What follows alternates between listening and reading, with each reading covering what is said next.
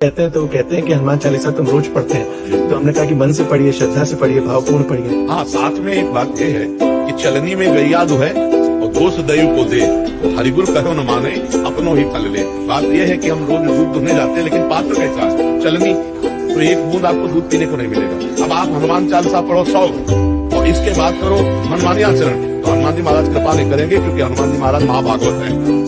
आप अच्छे आचरण करो और चाहे हनुमान जी की केवल बोल दो तो कृपा कर देंगे, जैसे आराम की बोल दो तो कृपा कर देंगे। आप करो बुरे आचरण तो काम हो जाता है किसी को कि फिर हनुमान चालीसा सामर्थ्य है क्या? सामर्थ्य तो है, गाय दूध तो दे रही, लेकिन तुम चलनी लिए हो तो कैसे तो पापाचरण कर रहे हो। हनुमान जी की कृपा को तुम नहीं समझ पाओगे। कृपा को समझने के लिए तुम्हें संयम में आना होगा। तुम्हारा आहार पवित्र हो, तुम्हारे आचरण पवित्र हो, तुम्हारा चरित्र पवित्र हो, तब हनुमान जी की कृपा का या किसी भी देवी देवता का तभी कृपा होती है जब तप के द्वारा अपने आचरण को पवित्र किया जाता है। इतिहास साक्षी है, शास्त्र साक्षी है, आप पढ़ के देखो कभी किसी की कामना की पूर्ति के लिए उसको कितना तप करना पड़ा, व्रत करना पड़ा, उपवास करके अपने पापों को क्षय करके फिर वहां से फल की प्राप्ति होती है। अब आप सोचो कि 10-5 हजार रुपया दे दे, ऐसे 10-5 हजार दोगे तो पुण्य बनेगा, लेकिन जो आपके पाप में भोगना पड़ेगा। अगर उसको आप जलाना चाहते हो तो व्रत, उपवास, तपस्या, नियम, संयम, आराधना इनके द्वारा नष्ट किया जाता है। अपने पूर्व पाप है उनको, जब तक पाप नष्ट नहीं होंगे तब तक दुख पिंड नहीं छोड़ेगा, क्योंकि पाप का फल दुख है। तो देखो हनुमान जी कोई एक के तो है नहीं, पूरा जगत तो नहीं कहा, तो जो करोगे वैसे तुम्हें भोगना पड़ेगा। हाँ, यदि पर्सनल हनुमान जी की शरण में हो जाओ तो ईमानदारी से हो जाओ तो बात समान है। इसके ऊपर वो कृपा का हाथ रख दे, फिर उसे कोई गिरा नहीं सकता, क्योंकि उनके पास बहुत बड़ी सामर्थ्य है। राम रसायन उभरे भगवान का प्रेम रस उनके हाथ में है। और क्या अष्ट सिद्धि नौ निधि के दाता स्वर जी, महान वैष्णवाचार्य भगवान शिव ही तो है।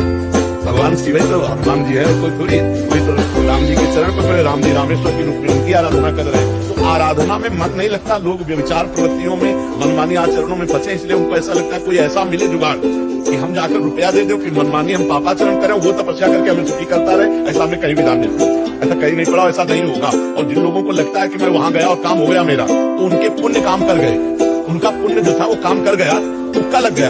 तो क्या ऐसा नहीं है, जब तक आप तप नहीं करोगे, भजन नहीं करोगे, साधन नहीं करोगे, तब तक मंगल भवन भगवान की पूरी तृप्ति है, सब ममप्री सम्मोह हो जाए, तब भगवान के प्यारे लाने ले। और जो जैसा कर्म करेगा उसे अवश्य में भोक्तव्य खत्म कर। जो कर्म की हमने ना सुबह सुबह दो छुड़वाना भी चाहो तो मैं तुम्हें नहीं छोड़ूंगा।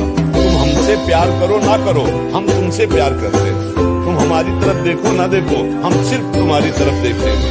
ये प्यार का विषय, ये भक्ति का विषय है कि आप हमारा तिरस्कार करो, आप हमें मत देखो, आप हमें ना प्यार करो तो भी मैं आपकी तरफ देखूंगा, आपसे प्यार करूंगा, आपको नहीं छोड़ सकता।